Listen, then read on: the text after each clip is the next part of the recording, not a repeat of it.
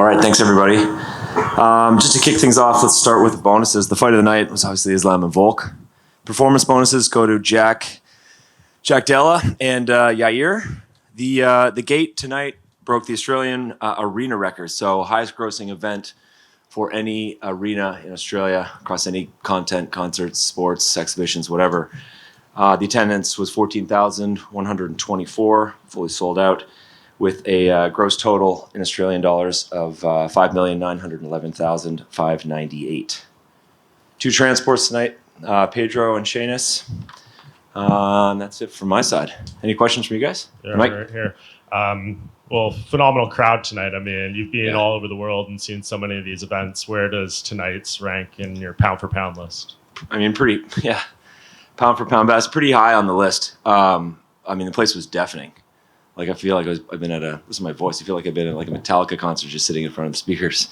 It was great. And we went through, a few of us in the back, just going through some of the really memorable events over the last, 12 months at least, and thinking about London last March and Paris, a few of the Vegas events, and this is right up there. It was loud. I think it was 50% full before the first fight happened, and then 90% full during the early prelims. So it was an incredible week after not having been here for over 3 years. And one of the things that, we've got this relationship with the tours in Western Australia, TWA, and we do a lot of work trying to figure out, the impact of the event, right? There's a lot of discussions around the impact from an economic perspective, how many people are coming to Perth. And not only did we have an out-of-state ticket purchase percentage of about 68%, but we had thousands of people that are coming to Perth even without a ticket. So I think how much this event was coveted across the country, I think is a testament to how far mixed martial arts has come, all across the country, not just WA, and something that certainly gives us so much confidence coming back, hopefully as soon as possible. Yeah, and this is kind of two questions in one. When are you looking at a return? And Alex, in his post-fight interview, said something, I believe it was really loud, about Adelaide and Yair. Did he say Adelaide? Yeah, did he tip something off there? Or? No, I don't think so. I don't think so because we haven't made a decision yet on what the next event is. But just in speaking to Mick just now, I mean, the brilliance of just these guys and the way they put the card together and thinking about the opportunities for not only other Aussie athletes and where they're going to compete in the next 6 months, but the fact that Yair's had such a brilliant performance and now he's up against Alex. I mean, you basically got UFC Countdown sort of produced already with all the footage that came out of those two fights. So not sure the timing of our return or the timing of that event in particular, that fight in particular, but we will definitely be here at some point again this year. Well, what about the flip side of that? You now have, I know Yair's an interim champion, but two Mexican champions essentially. Is there a possibility of going back to Mexico and maybe bringing Yair there for this fight? Yeah, I mean, Lawrence has been talking about that for a while. I mean, we want to get the Performance Institute open. We announced that earlier this week, the Performance Institute in Mexico City, and I'm not really sure about the timing, probably later this year, but at some point or in and around that launch or in that opening, it's going to make sense to go to Mexico City. Last thing for me, kind of, away from that little location question, any updates on Canada? Is the Canadian asking here? Are we going to get there anytime soon? Two good buds just chatting. Yeah, tell me. No one's watching. Yeah. No, there's no update. We've got nothing to report at the moment, but we've been very clear. I think every time that we've chatted, it's only a matter of weeks probably until we announce something. That's great. Thank you. Yeah. Hey. Looking back when dominant champions fought in their hometown, like when Stipe won in Cleveland and he never went back, people always thought, like, why did we never go back to Cleveland with Stipe? Can you bring Alex anywhere else outside of Australia after witnessing what we did tonight? I mean, I think there's, one of the things that Hunter was mentioning in the back was the fact that, like, stock's never been higher. So it wasn't even a Pyrrhic victory, right? Like, because he didn't seem to take a ton of damage. I know he was on the ground quite a bit, but the fact that his stock rose by virtue that he took Islam 5 rounds, I'm sure a ton of people had on their scorecards that he was up 3-2 and not down 3-2. So I think we can take him wherever. Now, if the question is, does it make most sense to always have him here? Then there's a big argument for the impact that he made across the country this week. Our pay-per-view buys in Australia were trending to be bigger than our pay-per-view buys in Australia when Conor fought, right? So the impact of Volk and numerous others, including Jack Daly, who had like an incredible performance as well. I think it makes a lot of sense to come back, right? We're still in this world of this is one of our principal pay-per-view territories around the world, and so from a promoter standpoint, it's important to have him in an area where he can make the most impact, not only from a brand perspective, but also so we can continue to reach new high water marks on the revenue side. And on the flip side of that, I know you don't make the matchups or anything, but at what point do you start bringing like non-Australian superstars onto these cards? Like as much as they love Jack and Rob and Ty and Alex, like I'm sure people here would love to watch like Jorge Masvidal fight or like Leon Edwards fight. Like at what point do you bring non-Australian stars here? I mean, we look at it as it's a luxury that we've got so many competitive and so many high quality Australian athletes, and you see the impact. I mean, the Yair and Emmett fight was great, but it was an incredible fight. It didn't have the same resonance with the crowd as the rest of the Aussies competing or the Kiwis competing. So how long? I mean, we had Rousey in home, and I'm trying to think. You put me on the spot. Fatigued after this event, man. I feel like I've just gone 5 rounds with Islam. I think there's a real opportunity. There's one thing you saw that over the years you can sense that the understanding and appreciation for mixed martial arts has continued to rise almost every time we've come back, right? And there were just small kind of nuances, slight adjustments in position, slight holds on attempted subs where if someone made that move, the fan base almost unanimously started to cheer, right? They understood exactly what was happening in a very precise and acute way. And I think that's a testament to how far the sport has come here. So could we bring other global stars? 100%. But when you've got great Australians or New Zealanders that can compete, it also makes sense. It's almost been an embarrassment of riches, right? You've had, Izzy and Rob and Volk and Ty and, the list goes on. We're in this really great period of mixed martial arts in Australia. I don't know if this is you're the right guy for this question necessarily, but a lot of fans are saying that ticket pricing is crazy for events like this, events like London. I'm curious, is that something that you guys set, or is that Ticketmaster dynamic pricing we've heard about a lot recently? And how much do you have to do with those prices? Yeah, I mean, we scale the venue, right? But we scale the venue based on data points and education on what the market can bear at the moment. Did it make sense to bring this fight to Optus, to the stadium here? I mean, possibly. There's probably 5,000 or 10,000 people that came into the city that didn't have tickets. So could we have scaled up to 30 or 40?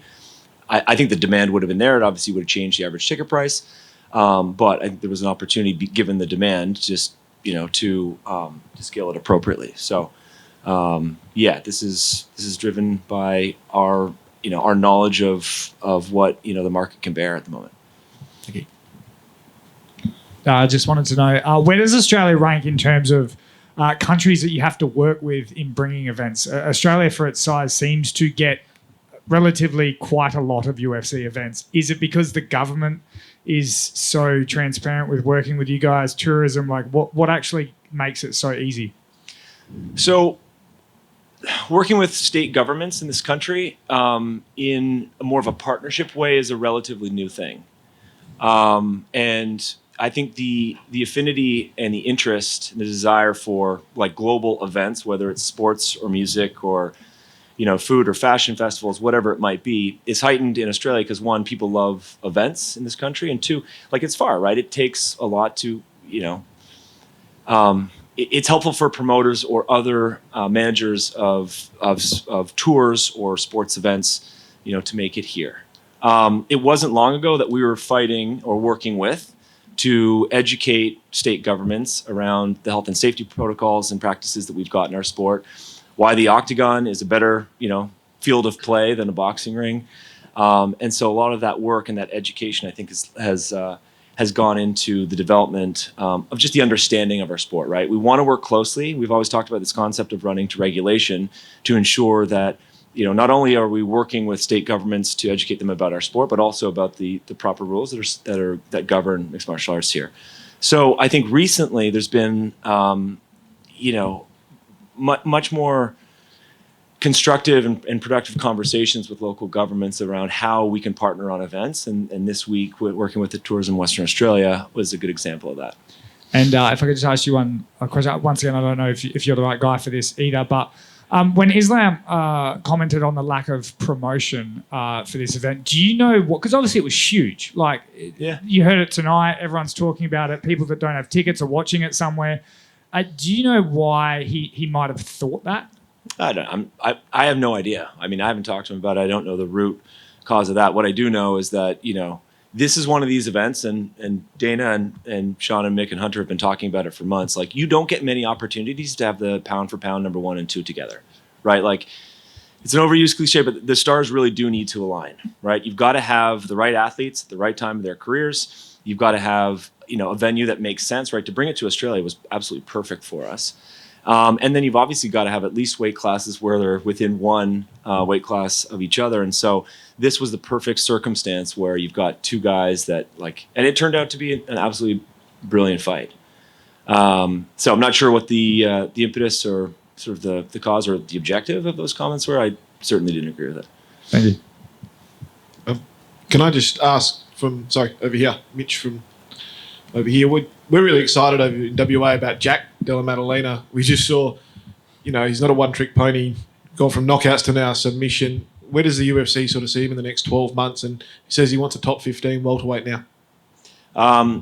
So it's a tough conversation or tough topic for me to comment on because it's not, within my purview. I know talking to Sean and Mick, I mean, these guys think that he's the real deal. What that means on his next bout, I've got no idea. Will he get a top 15? I mean, I think his performance, like Randy Brown's no joke. I think his performance tonight probably warrants something like that, but not for me to comment. But I think it's a pretty safe bet that he's going to continue to rise up the ranks. And you just spoke about, this stadium this arena, and how full it was.